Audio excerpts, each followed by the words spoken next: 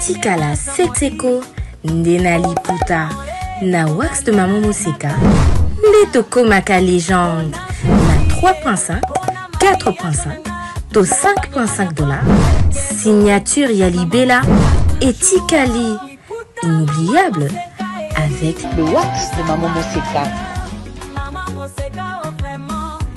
J'ai une très bonne nouvelle pour vous. Si vous êtes à l'étranger et que vous souhaitez envoyer de l'argent à vos proches qui sont ici au pays, voici l'application qu'il vous faut. SendWave. C'est ultra rapide, sécurisé et surtout sans frais d'envoi. Vous avez surtout l'avantage de gagner jusqu'à 10 € dès votre premier transfert si vous utilisez mon code promo TATOU24. Hey, na imprimerie Muzuri, tobuki ba prix na ndenge ya kafu kafu. Poche biso qualité na moins cher. Imprimez vos bâches na 6 $ ya pamba. Et souki wanate, to zappé na ba service lokola, broderie industrielle, sérigraphie, offset, impression sur drapeau, tasse, polo, képi, roll-up ordinaire et VIP na prix 10 000. Yoka mwana mère, to buki pe ba extend na 29 $ ya Bambae. Alors, profitez de notre promotion pour bénéficier de moins 15% sur toutes vos impressions. Retrouvez-nous facilement sur l'avenue des Syndicats numéro 369, juste derrière la Sophie Bank, sur Flambeau, Kinshasa-Gombe, RDC. Pour tout besoin, contactez-nous dès maintenant sur +243 98 000 45 15. Imprimerie Muzuri, vous dominez l'impression.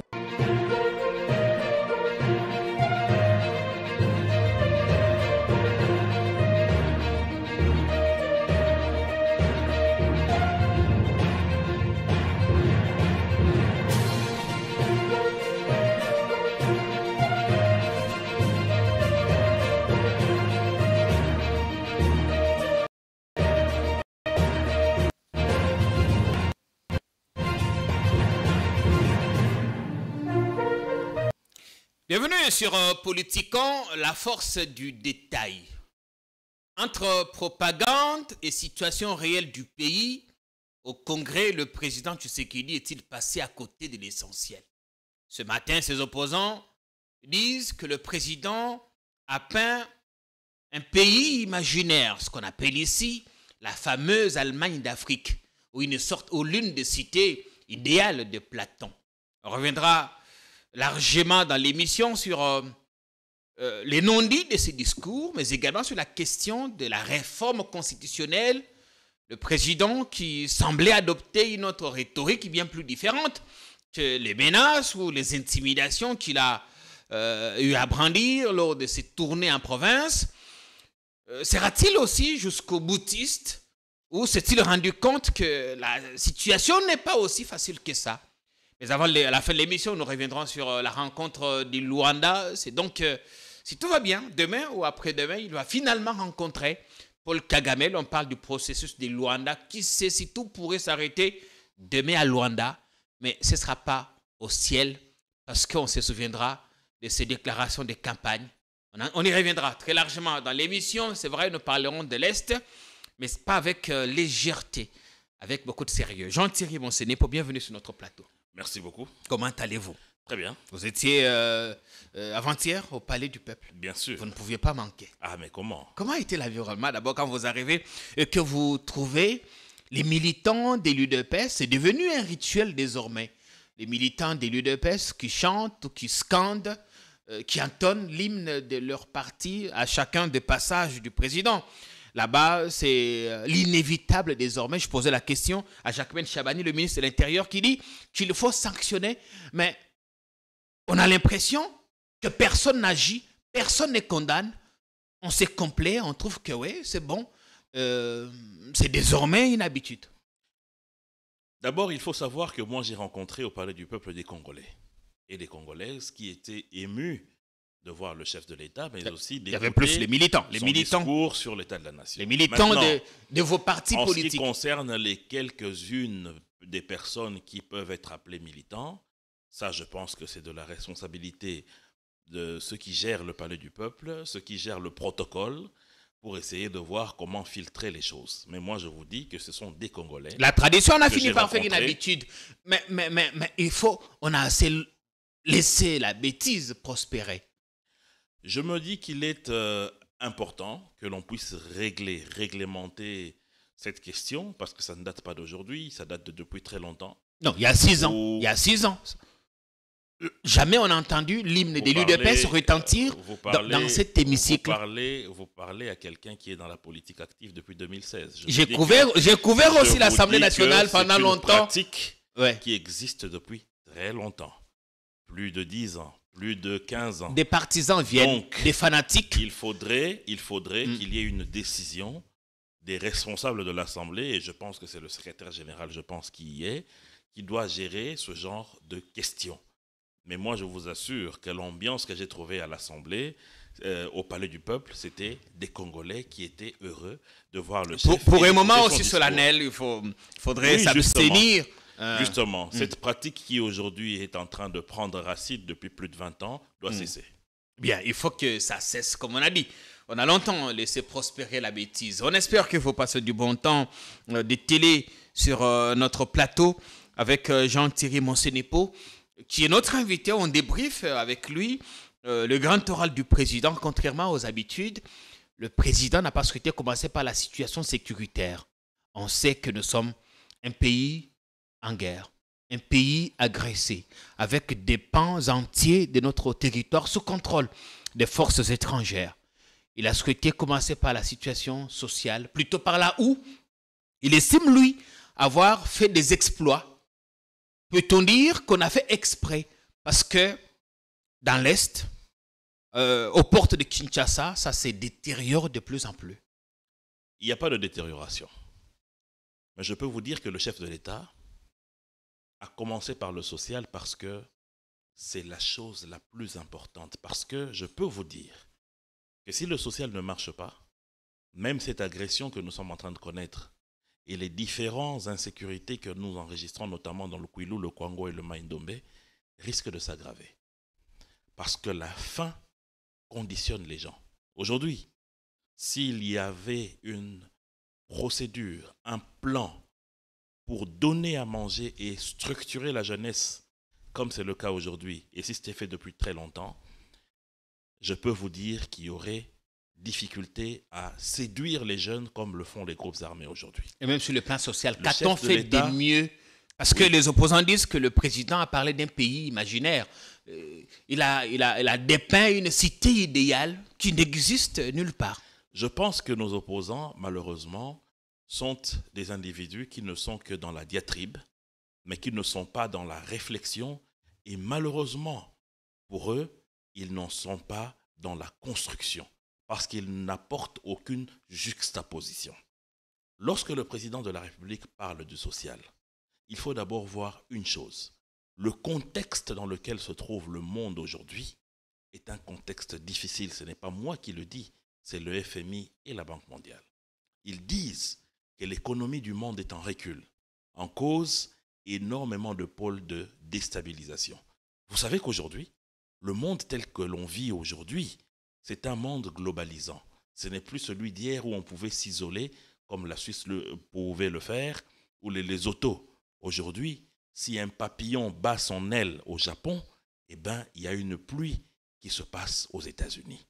Donc, lorsque l'on dépeint l'économie du monde, on dit qu'il y a un recul de croissance à peu près 3%. Les deux grandes puissances économiques du monde, c'est-à-dire les États-Unis et la Chine, sont en recul en termes de croissance économique. Et la guerre en Ukraine, la guerre au Yémen, aujourd'hui en Syrie, le Liban et la Palestine, vous ajoutez à cela l'agression que connaît notre pays, c'est un cocktail qui empêche à ce qu'il y ait des évolutions. D'ailleurs, c'est un cocktail qui peut faire reculer. Je vais vous donner un exemple. Pourquoi les élections de 2016 ne se sont pas tenues à date? Principalement pour deux choses. Un, l'agression qu'il y a eu en 2011-2012, qui a énormément érodé le trésor public. Deuxièmement, les chutes des cours de matières premières. Or, c'est exactement, et en pire, la situation que nous avons vécue durant l'année 2024. Mais malgré ça, essayez-vous de préparer nos esprits à une extension du mandat présidentiel. Non, s'il vous plaît.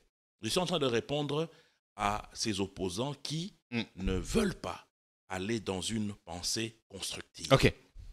Donc, nous sommes là dans un cas où, malgré ce cocktail négatif, qui, à moindre dose, a empêché à ce qu'on ait les élections en 2016, il a fallu 2 ans pour redonner une santé à notre trésor public.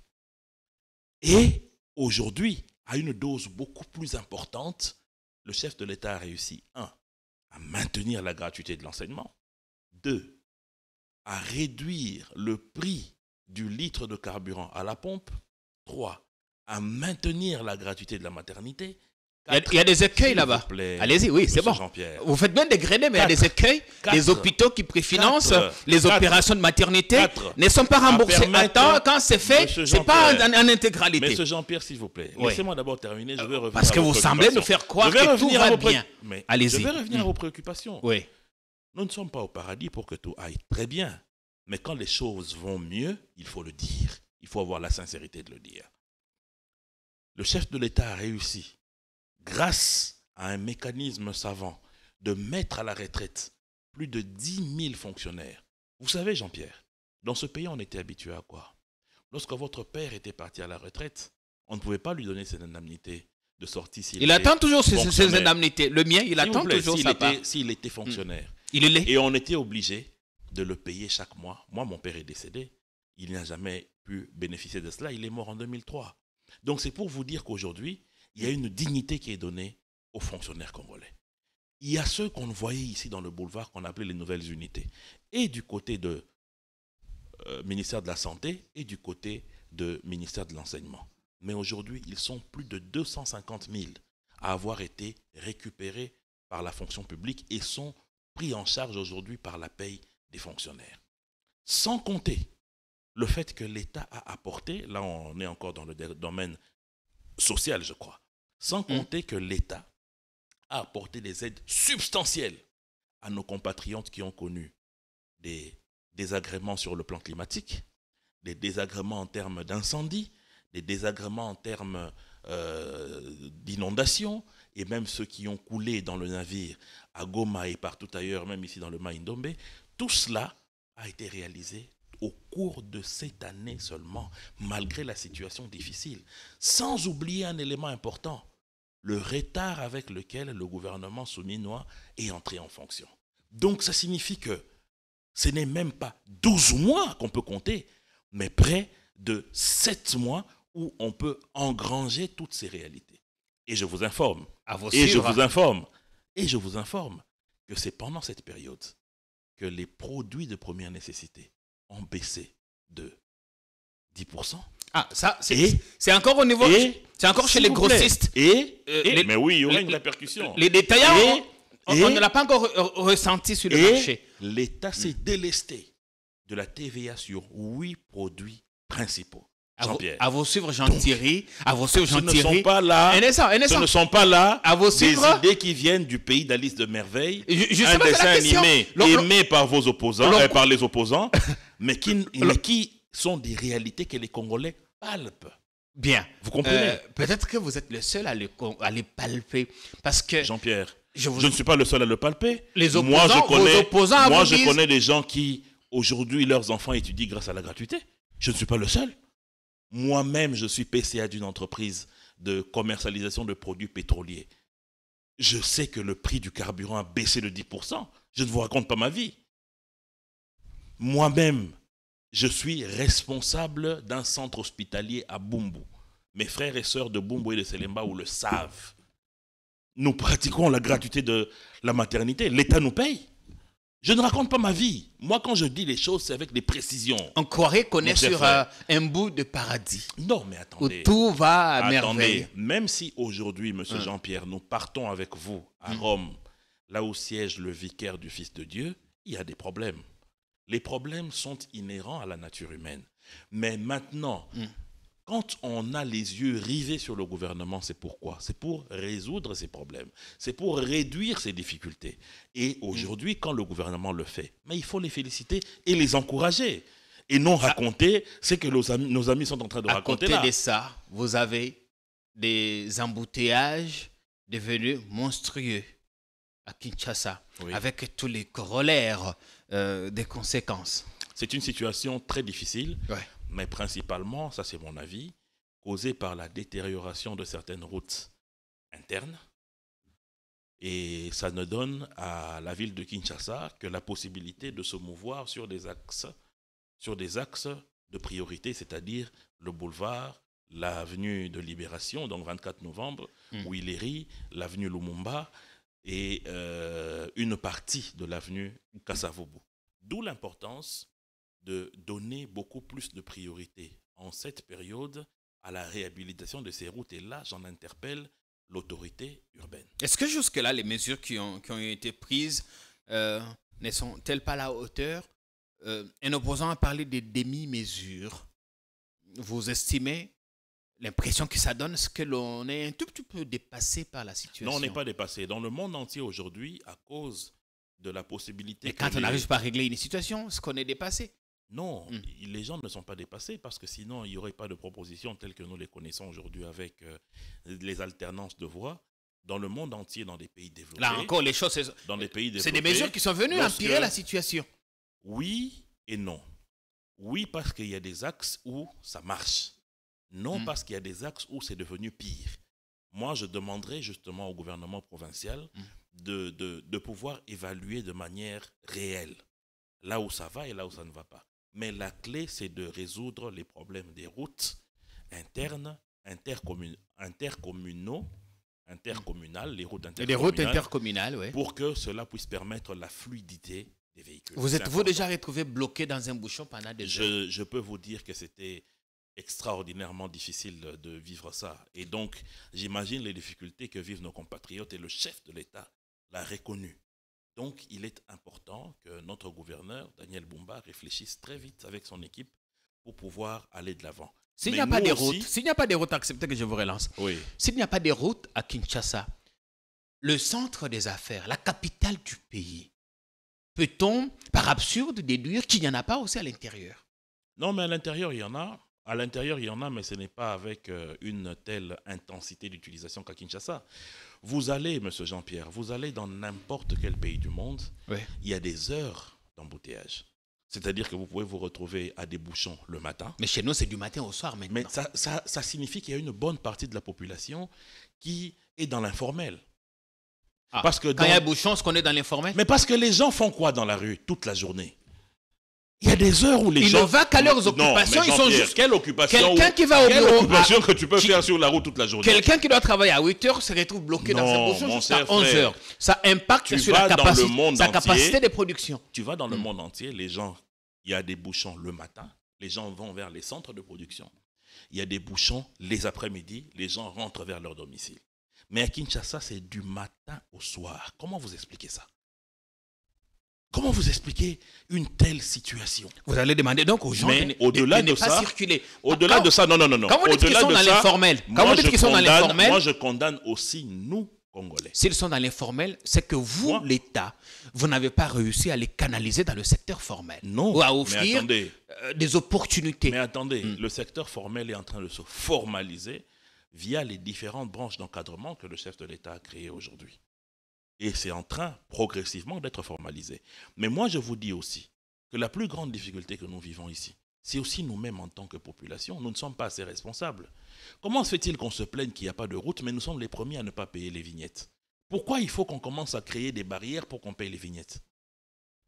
Nous sommes irresponsables. Avant de payer des nouvelles vignettes... Vous, malheureusement, je ne peux pas vous poser la question, mais votre belle Jeep, je n'ai pas vu le plaquage d'une vignette de l'exercice passé. Et beaucoup sont comme vous. Hein. Je paye toujours ma vignette. Mais je vais le dire quand même. Des rares Congolais. L'exercice passé, vous avez raison, je n'ai pas payé. Et ils sont nombreux ceux qui parce que j'étais choqué à l'idée de voir que nous payons, mais qu'en revanche, l'État ne nous met pas dans les conditions. Non, mais je ne vous invite pas à l'incivisme, s'il vous plaît. Non, Jean-Pierre. Lorsque vous circulez, un matin, vous voyez que l'OVD vient boucher une ou deux artères qui n'est pas d'intérêt national, c'est-à-dire de la responsabilité de l'hôtel de ville. Vous pensez que c'est un fait du hasard? Vous pensez que c'est une génération spontanée, mais c'est parce que vous avez payé. Mais combien ne suivent pas votre exemple? Mais qui sont les premiers à se plaindre qu'il n'y a pas de route? Nous-mêmes aussi, nous sommes responsables de notre propre malheur. Quand vous avez le ministre des tutelles, le ministre des Transports qui vous brandissent à la télévision des photos des villes qui connaissent des embouteillages pour dire oui, ce n'est pas une situation exclusivement congolaise. Beaucoup se sont montrés choqués. Vous pensez que cette comparaison a lieu d'être? Non mais écoutez, d'abord il faut reconnaître une chose, c'est que nous, ici dans notre pays, il y a eu un boom. Un boom qui a fait que il y a eu une classe moyenne qui est née. Surtout ici à l'ouest, notamment à Kinshasa. Et cette classe moyenne a, à un moment précis, eu énormément d'accès aux véhicules. Et donc, étant donné que pendant plusieurs décennies, nous n'avons pas réfléchi à mieux urbaniser notre ville, nous nous retrouvons dans un problème sérieux. Parce que qu'est-ce qui se passe, Jean-Pierre? La ville de Kinshasa, je l'ai toujours dit, elle n'est que de, bon, c'est pratiquement la taille du Liban, hein, c'est 9000 et quelques kilomètres carrés. Et lorsque vous prenez cette superficie-là, il y a seulement 3 communes qui englobent 70% de cette surface de la ville de Kinshasa. Ce sont les communes de Nsele, de Maluku et de Kimbanseke. Maintenant, lorsque vous prenez le reste, qui ne peuvent réunir que 2000 km², ce sont les autres 21 communes. Et nous sommes comme dans un molécule. Nous tous, les 16 millions d'habitants. Donc, si on doit enlever ceux qui habitent ces 3 communes-là, on est à peu près 10 millions dans un petit espace. 6 ans après, aviez-vous pensé à l'extension de la ville? Aviez-vous pensé à créer... Mais attendez, aujourd'hui, il y a un plan d'extension de la ville. C'est tenu par le ministre Luando, Guy. Je vous demanderai de l'approcher. Il y a eu Fatih City et d'autres projets qui malheureusement ne sont pas allés très loin. Je peux vous dire que c'est un processus qui doit prendre du temps. Ce n'est pas en 6 ans, ce n'est pas en 5 ans. C'est des processus qui prennent 10, 15, 20 ans. Quand on dit que le président a fait de la démagogie par rapport à avant-hier, qu'au lieu de dresser la situation du pays, il a plutôt fait un discours propagandiste. Non. Secteur par secteur. Je venais de vous parler du social. Sur le plan des infrastructures. Avec des chiffres parfois qui ne reflètent pas la réalité. Tel que quel chiffre, Jean-Pierre? Le président de la République, sur le plan d'infrastructure, a parlé de ce qui a été réalisé. Aujourd'hui, il y a plusieurs axes routiers qui sont en cours. Estimé à combien de kilomètres, Vous avez par exemple, grâce à la réévaluation du contrat sino-congolais, une possibilité de création, de construction de 7000 routes en bitume, de 7000 km de routes en bitume. Et cela a commencé par Kinshasa notamment. La rocade est en train, moi j'ai visité ça il y a 3 jours je pense, ou 4 jours, le jour où il y a eu la grande pluie. J'ai visité ça, c'est déjà arrivé presque dans le quartier Matumpu vers Kimwenzagar. Et ceux qui sont en train de travailler du côté de Mitendi également sont en train d'avancer. C'est une route moderne qui va desservir toute la partie est de notre pays en commençant par Mitendi. Donc, c'est quelque chose d'extraordinaire. Donc, déjà, il y aura ce qui a été réalisé. Vous avez l'axe Lodja, Benadibel et Lukibu dans le Grand Kasaï, qui, aujourd'hui, cette RN7 va permettre de relier la cité de Lodja à la ville de Kananga. C'est sur à peu près 300 km de route. C'est sur fond de financement du gouvernement et ça a été fait cette année. Et il y a plusieurs routes. Il y a la route Kananga-Kalambambouji qui patauge là-bas. Ça ne patauge pas puisque c'est en train d'être fait. Donc, c'est pour vous dire qu'il y a énormément de choses qui ont été faites. Lorsque le président de la République parle de l'énergie, il le dit clairement... Non, restons d'abord sur les infrastructures. Oui. Quand il dit qu'il va réhabiliter, s'il vous plaît, 38 000 kilomètres des routes, des dessertes agricoles. Oui. Il y a d'autres routes, 11 000 km des routes, enfin, il appelait supplémentaires ou je ne sais pas. On s'arrête sur les routes des dessertes agricoles. Oui. Les statisticiens ont vite sorti leur machine pour calculer.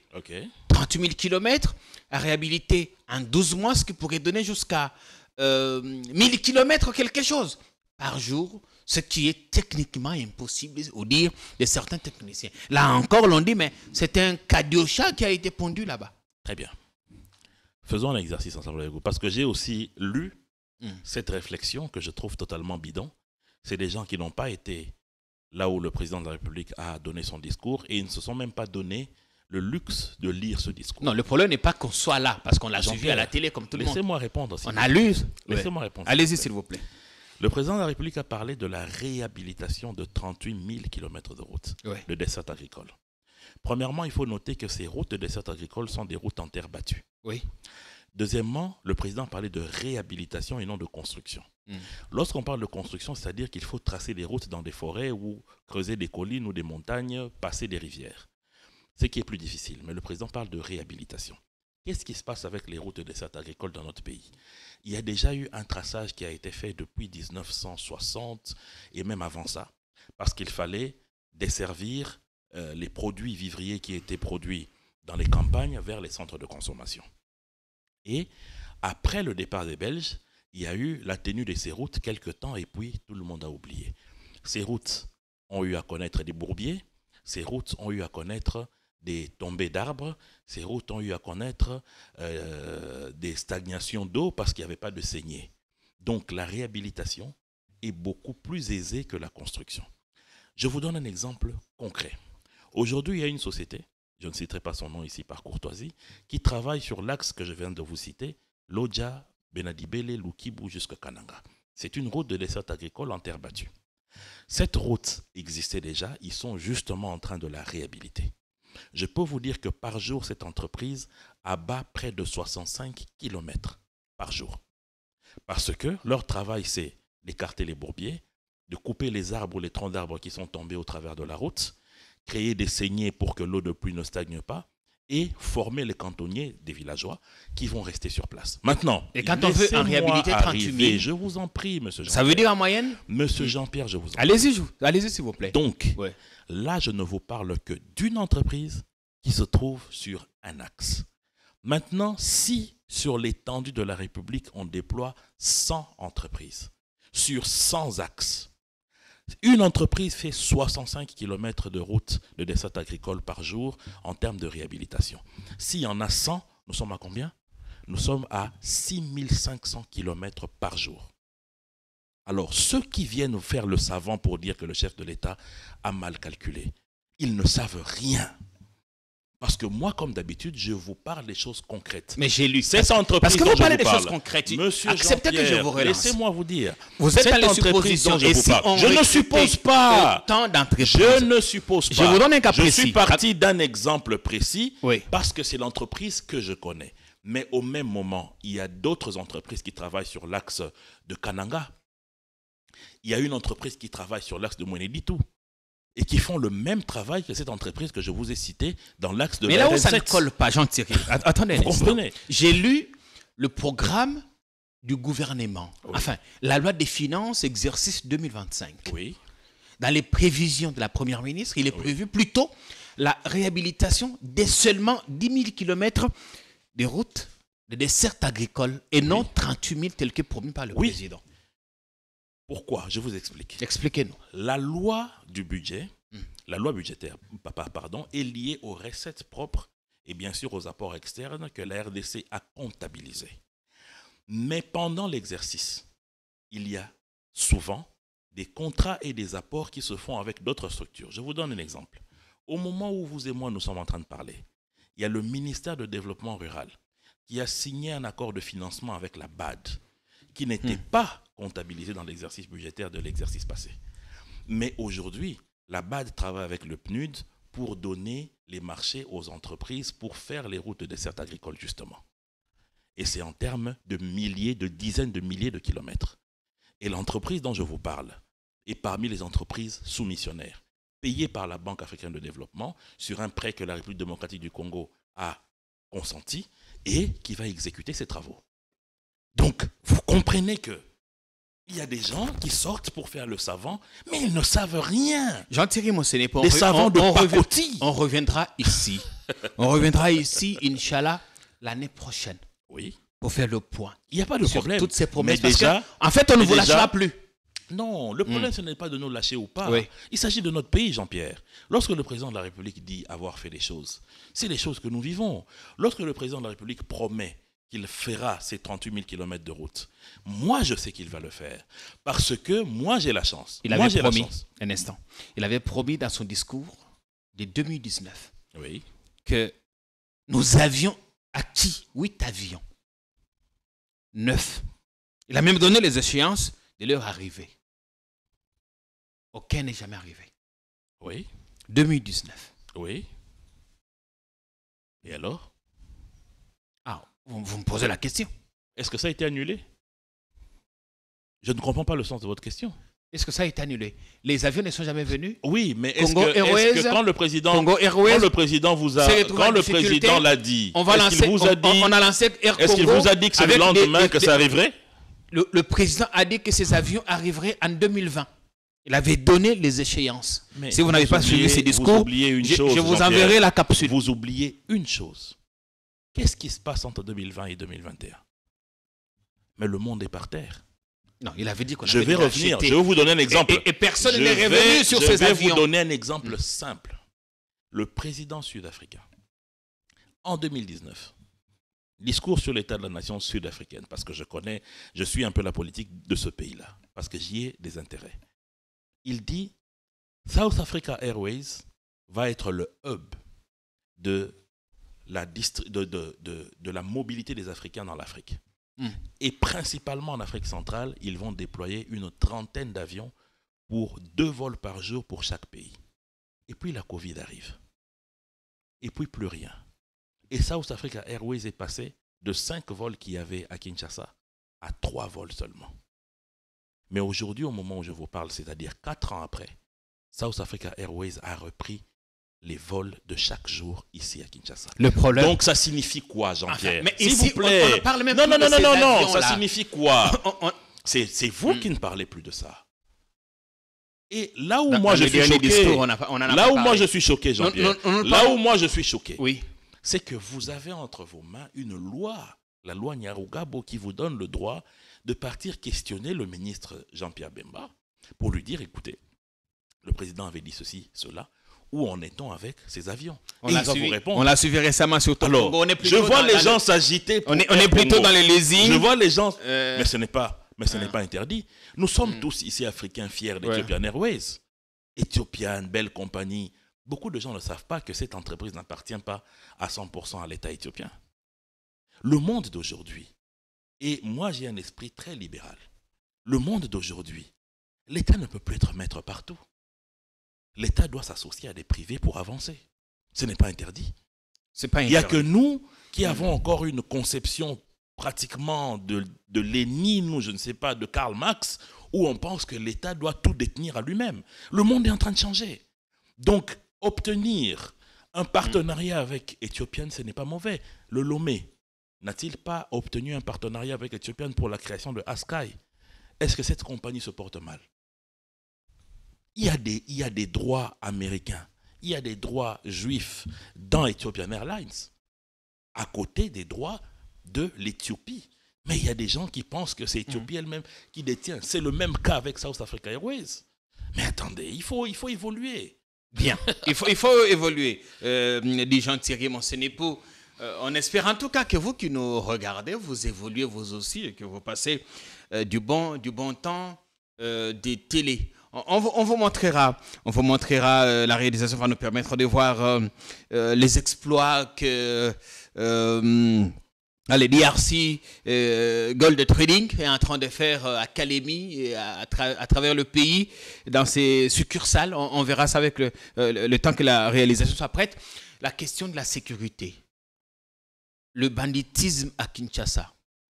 L'on voit maintenant des procès que certains militants droits de l'hommiste qualifient d'expéditifs, de jeunes gens qui sont aussitôt envoyés dans le couloir de la mort. Et dans son discours, le président s'est montré un peu plus insistant. Il dit qu'on va appliquer la rigueur dans la répression. On va donner la mort. L'article 16, l'article 61 consacrent le caractère sacré, de la vie. Va-t-on donner la mort aux gens qui ont été condamnés dans un contexte où on sait que la justice est malade? Premièrement, il faut savoir que lorsqu'on parle de droits de l'homme, il faut savoir de quel homme et de quel droit il s'agit, a dit le maréchal Mobutu. Vous savez, c'est très facile pour ces droits des lomistes de venir raconter leur vie pour dire qu'il faut laisser la vie, et ainsi de suite. Moi, j'ai perdu un neveu, c'est sur votre plateau ici que j'ai brandi sa photo. Parce que, simplement, il était un jeune homme congolais, quinois, qui rentrait chez lui, venant de l'université, et qui se retrouvait bastonné par ces gens qu'on appelle les Koulouna. Vous-même, Jean-Pierre, vous venez d'enterrer votre consoeur de la RTNC. J'ai mis ma Diane Mogo. À qui on a même arraché un œil. Ils lui ont demandé son sac, elle l'a donné. Ils lui ont demandé son téléphone, elle l'a donné. Mais ils lui ont dit que ce n'était pas suffisant. Il fallait qu'il lui laisse un symbole. Est-ce que ces gens sont des humains ou des animaux? Pourquoi devrions-nous les traiter comme des humains? Troisièmement, le moratoire sur la suspension de l'application de la peine de mort a été levé par le gouvernement passé. On est toujours dans les lots des Donc, pays abolitionnistes. Lorsque le ministre d'État Moutamba applique, moi je ne peux que l'applaudir des deux mains parce que nous avons affaire à des animaux. Il faut tuer. Nous avons affaire à des délinquants. animaux. Oui, c'est des gens qui ne méritent pas la vie parce qu'ils pensent qu'ils ont le droit de distribuer la mort aux gens. Ils ne sont pas dignes d'appartenir à notre société. Mais avant de les exécuter sommairement, prenez le soin de respecter la procédure. Mais s'ils sont jugés et condamnés à mort, où est le problème? Et qu'ils épuisent toutes les voies de recours. Ben oui, mais qui les a empêchés d'épuiser Appel, les voies de pourvoi en recours? cassation, tout ce qu'il faut. Qui les a empêchés? Qui les a empêchés? Qui les a empêchés? Si eux-mêmes ne Parce font qu'on pas a vu, appel. est-ce qu'ils ont d'abord le moyen? Est-ce qu'ils sont assistés par des bons avocats? On a vu le premier lot arriver à Luzumu dans le Congo central. Oui, et ils seront exécutés. Vous en porterez la responsabilité. Et qui porte la responsabilité de mon neveu qui a été abattu par ces voyous? Qui? J'irai le pleurer chez qui? Mon neveu est parti, oui, mais je ne voudrais pas que demain ce soit votre neveu ou votre nièce qui parte aussi. Non. Ailleurs, où l'on applique la peine de mort, les choses ne sont pas aussi expéditives qu'ici. Ailleurs, c'est ailleurs. Nous sommes la République démocratique du Congo avec nos réalités. Pourquoi on vivrait comme ailleurs? Pourquoi on vivrait comme ailleurs? Ailleurs, il y a des gens qui ne se circoncisent pas. Pourquoi ici on se circoncis? On a nos réalités. Donc notre réalité impose qu'on puisse infliger le corollaire de ce que ces bandits font aux gens. Il y en a plus que marre de ces groupes de voyous qui se permettent n'importe quoi sur les vies humaines. Il faut en finir. Et moi, je suis derrière le ministre Moutamba, derrière le président de la République par rapport à cette décision. Et ces gens de droits de l'homme qui habitent Gombe, qui habitent dans des appartements, j'aimerais bien les voir aller faire un tour là où sont ces Koulouna et qu'ils les saluent, qu'ils leur disent la nuit que nous, on vous défend, nous les gens de droits de l'homme. Parce que on verra comment est-ce qu'ils vont revenir. Vous avez une patate chaude entre vos mains pendant ces temps parce que après le carnage des Goma où les militants Zalendo ont été massacrés en août, il y a eu un procès, il y a eu des officiers de l'armée qui Amnesty International estime que ce n'est pas suffisant, qu'il faut étendre les enquêtes à certains hauts placés, le gouverneur militaire de l'époque. C'est-à-dire, le problème, c'est quoi avec ces ONG? Ils établissent leur portrait robot à eux. C'est-à-dire, pour nous, pour qu'il y ait justice, il faut que Jean-Pierre Kayembe soit arrêté. Bon, tant que ce n'est pas Jean-Pierre Kayembe, même s'il y a eu procès, même s'il y a eu des preuves que c'est Thierry Monsenepo, tant que ce n'est pas Jean-Pierre, pour nous, ce n'est pas suffisant. Ça, ce n'est pas de la justice. Ça, c'est pas de la justice, ça.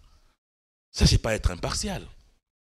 C'est des gens qui ont des faciès qu'ils ont déjà étiquetées et que pour eux, la justice ne peut être réelle que si ces personnes étaient interpellées. On vous dit qu'il y a eu un procès. Public, d'ailleurs. Les responsables de l'armée, même mon ami, mon frère, le général Mike Mukombe, est aujourd'hui au NIOF à cause de ce dossier-là. Et vous allez me dire qu'il n'y a pas eu les vrais responsables. Ils estiment qu'il faut étendre encore les enquêtes auprès d'autres responsables. Ça, c'est leur point de vue, qu'ils aillent peindre leur tableau ailleurs. Nous avons notre justice qui a fait son travail et moi, je pleure mon ami qui n'est plus libre, mon frère qui n'est plus libre. Mais c'est la justice, qu'est-ce qu'on va faire? On accepte. On va marquer une courte pause, on reviendra sur la question de la sécurité. On s'est satisfait ici d'avoir stoppé la percée des rebelles, même si ils ont encore sous leur contrôle une centaine de nos localités qu'ils administrent en toute impunité. On y reviendra pour évoquer également la question de la rencontre très attendue à Luanda. Félix Tshisekedi, Paul Kagame, sous les auspices, sous la médiation du président angolais Joao Lourenço. Que faut-il attendre de ces tête-à-tête entre deux hommes qui se détestent visiblement et dont l'un a promis ne jamais rencontrer l'autre, sauf au ciel? Et on va terminer sur la question de la sécurité, mais on marque d'abord une courte pause pour nous rendre à Kalemi, où nous avons posé nos valises il y a quelques jours, voir l'inédit des exploits réalisés par l'IRC Gold Trading, une entreprise du portefeuille de l'État qui a réussi à récolter, acheter 100 kilos d'or en seulement 2 semaines. Mais là-bas, il y a certains problèmes avec des Chinois, d'autres expatriés qui achètent de l'or en toute, de façon frauduleuse et qui l'exportent sans payer un seul rond. La contrebande, la fraude gagne le terrain là-bas. Et le DG de l'IRC Gold Trading appelle les autorités à sévir. On regarde Jean-Thierry, ne nous quittez pas, on revient à vous pour continuer cet échange qui est très intéressant. Le siège de l'IRC Gold Trading, succursale de Kalemi. En un temps record, l'impossible s'est opéré derrière le mur de cet imposant bâtiment.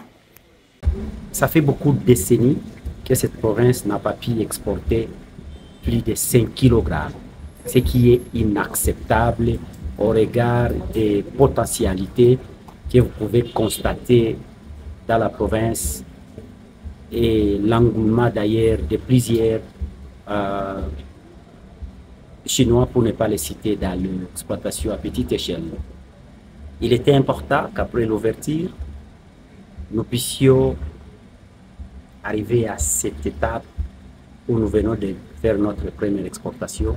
Je peux vous dire, c'est cette même joie que nous avions l'année passée, quand on avait fait la toute première exportation d'ailleurs artisanale, au moment où le pays ne pouvait exporter que 25 kilos là, et que nous avions pu exporter plus de 6 tonnes dans une province.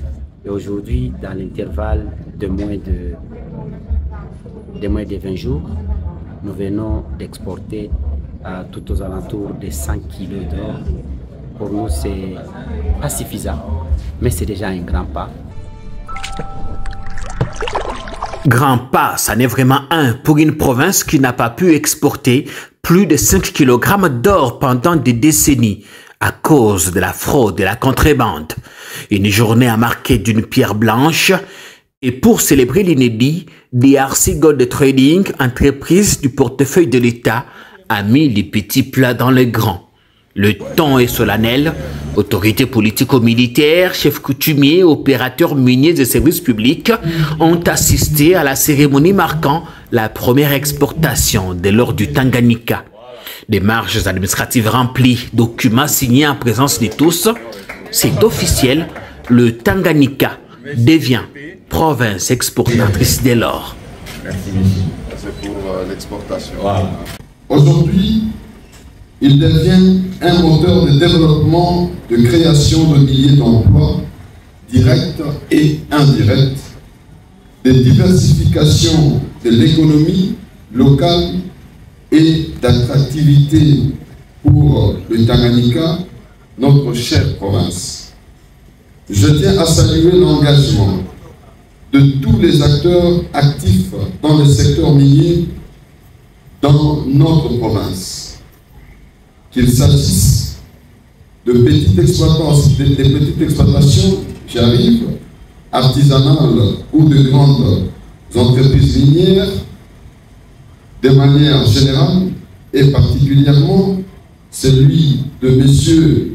Joseph Kazibaziba, directeur général de cette entreprise, du portefeuille de l'État, l'IRC Gold Trading SA, dont le travail va contribuer non seulement à accroître le recette dans le secteur minier, mais aussi à améliorer les conditions de vie de notre population dans et autour de zones minières. Désormais, l'or du Congo doit profiter aux Congolais. Joseph Kaziba-Ziba, DG de DRC Gold Trading, met en garde les étrangers et membres des forces de l'ordre qui opèrent en toute impunité dans ce secteur, favorisant la fraude. Les filles et fils du Tanganyika ont entendu l'appel de son Excellence Félix-Antoine Tshisekedi Tshilombo, président de la République, à qui nous réitérons nos hommages le plus déférents. Aujourd'hui,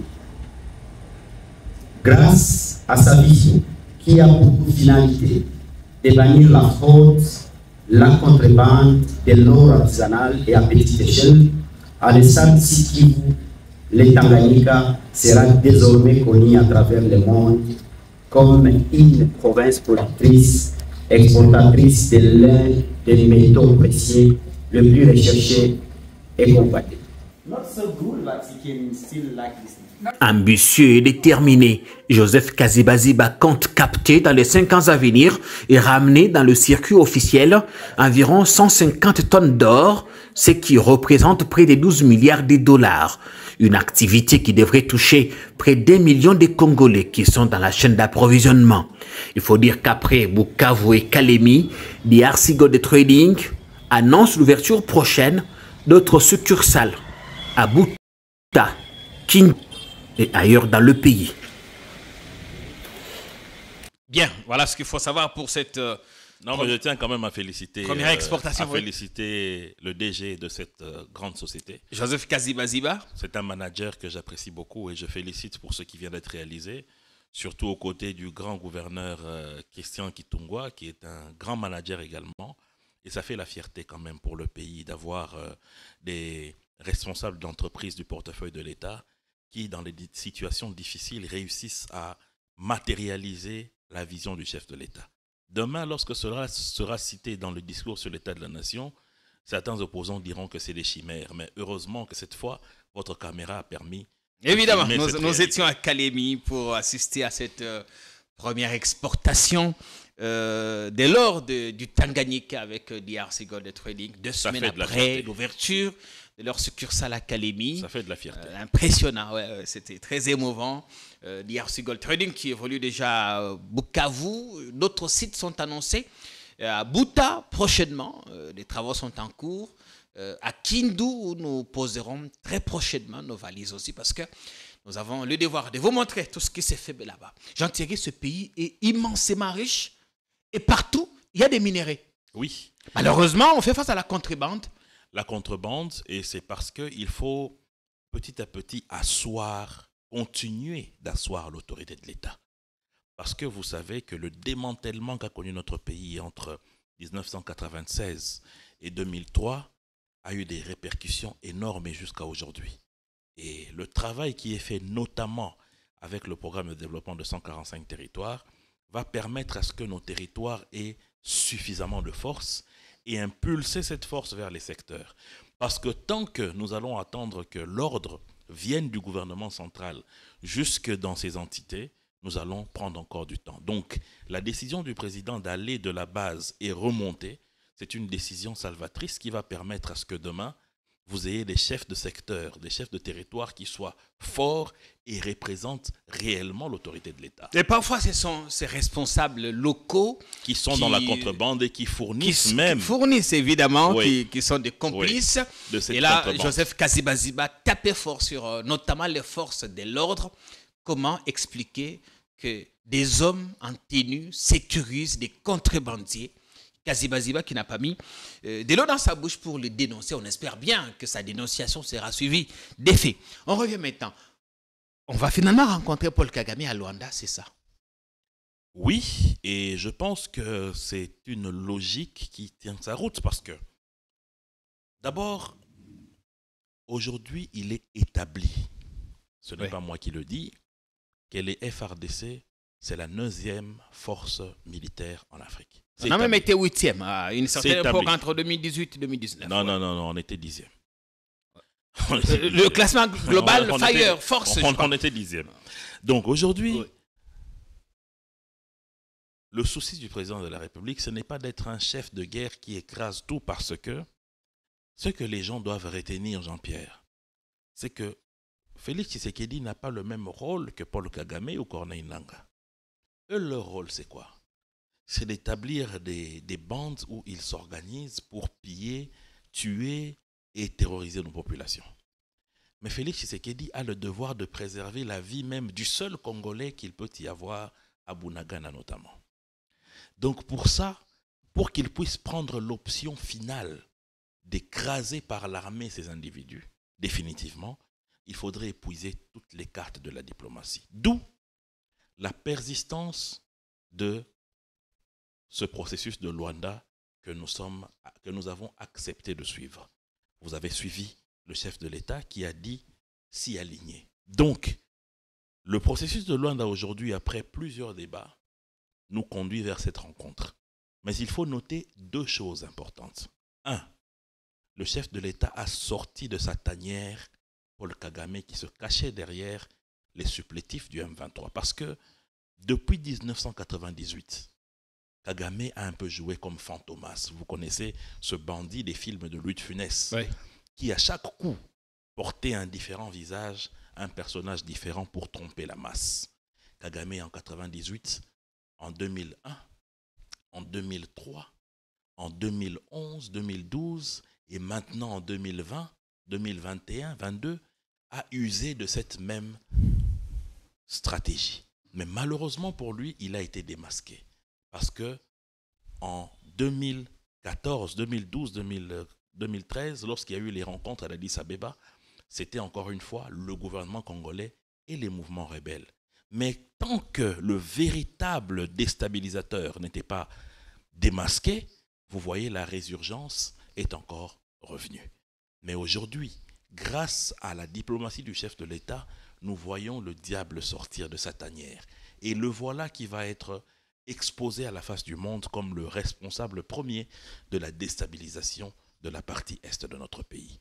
Donc, c'est déjà une première victoire de la diplomatie du chef de l'État. Maintenant, cette rencontre va consister principalement à ce que le chef de l'État puisse donner les conditions de la République démocratique du Congo. Et je pense que si cela va permettre à ce que nous puissions... Quelles sont les chances de réussite de cette médiation que nous pouvons qualifier de la dernière chance? Je vais vous dire une réalité, Jean-Pierre, mon cher frère. C'est que la guerre que vous voyez à l'est de notre pays est une guerre économique. Ce n'est pas une guerre politique, c'est une guerre économique. Ce n'est pas une guerre pour protéger les minorités ou quoi que ce soit. C'est une guerre économique. La stratégie du chef de l'État était laquelle? D'abord, il fallait assécher les ruisseaux qui alimentent cette économie parallèle. C'est-à-dire aujourd'hui, le Rwanda qui était devenu par génération spontanée premier fournisseur de coltan, de cobalt et même d'or pour le Qatar, s'est retrouvé aujourd'hui coupé de tout cela parce que les lignes qui font sortir tous ces minerais de contrebande ont été bloquées. Et c'était ça aussi l'idée de l'état de siège, que beaucoup de gens n'ont pas compris. Deuxièmement, le président de la République a expliqué aux différents partenaires que mieux vaut traiter avec la République démocratique du Congo plutôt que de sous-traiter des bandits qui vous emmènent des miettes. Mieux vaut venir et qu'on ait un partage win-win. Et c'est ce qui explique aujourd'hui le déplacement du président Biden vers l'Angola pour le financement du corridor de Lobito. Vous connaissez la main forte et chiche des États-Unis, mais vous voyez ce pays débourser un financement d'à peu près $1 milliard. Cela signifie que l'ère de Kagame est en train d'être terminée. Aujourd'hui, le Congo lui-même prend le lead par rapport à ses propres challenges économiques, surtout en ce qui concerne les minerais de demain. Donc, tout cela, c'est la conséquence d'une stratégie et d'une diplomatie réfléchie. Et donc, en ce qui me concerne, je peux vous dire que cette rencontre, c'est une dernière vers la fin définitive du règne mesquin de celui qui a déstabilisé notre pays depuis pratiquement l'époque du maréchal Mobutu. Quiconque aime le pays ou son pays ne pourrait que s'aligner à cette conclusion parce que, à la fin de tout, ce sont nos concitoyens à nous, des paisibles populations qui sont obligées de quitter leur toit, leur village, leur champ, leur bétail, s'est retrouvé dans les camps de déplacés. Cette situation-là qui est trop durée, si cette solution peut t'apporter la paix, tant mieux, nous adhérons. On finit la Constitution, on en a assez parlé. Mais l'impression que ça donne dans le discours du président, c'est qu'on l'a dit avant l'émission, qu'il a semblé changer de rhétorique. Dans quel sens? On l'attendait plus que menaçant. Comme on l'a vu, il n'a pas été. À Lubumbashi, qui va m'empêcher, moi, garant de la nation? Oui. Ça, ce n'est pas être menaçant, Jean-Pierre. Il a menacé de mettre des gens en prison. Que certains vont être poursuivis. Quels gens? Ça, si quels gens? Dehors la loi, oui. Jeunes. Bien. À Kalemi, tout récemment à Isiro, à l'anniversaire de la bienheureuse Marie-Clémentine, à Norit. Mais devant l'élite, devant les parlementaires, l'on a vu un président plutôt conciliant, moins menaçant.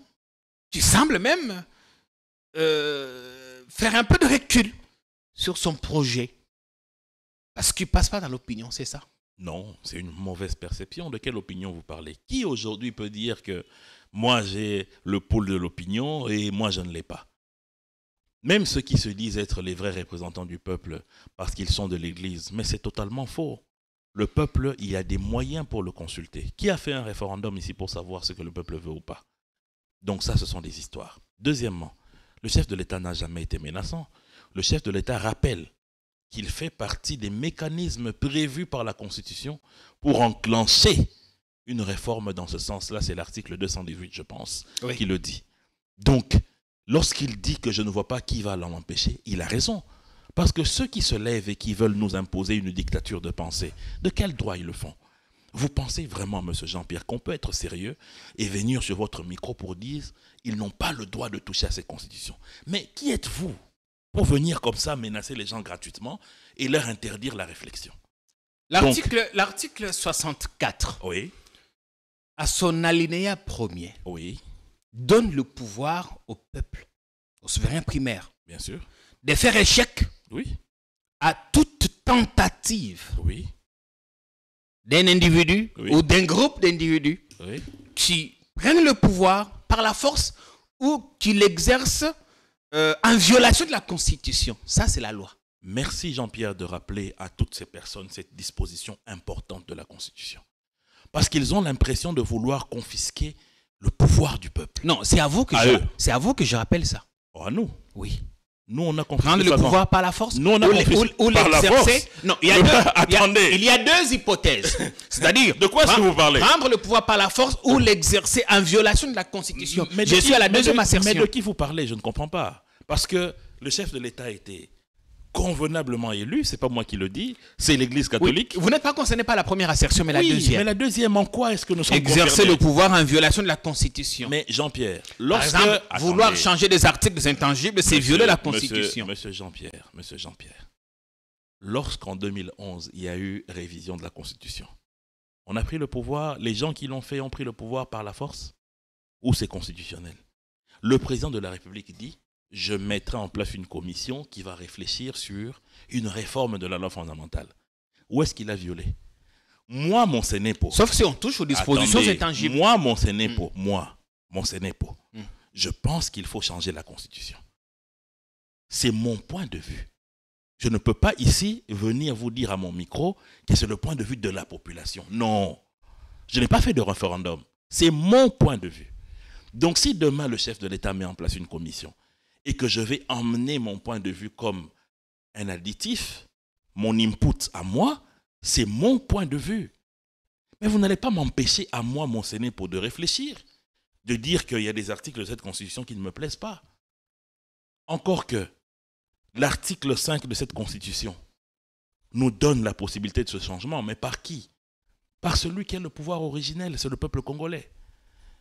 Donc, je ne vois pas pourquoi les gens sont en train de se comporter comme des escarcouchades comme ça pour venir nous créer des ennuis et se faire passer pour des petits dictateurs de pacotille, nous interdire de réfléchir.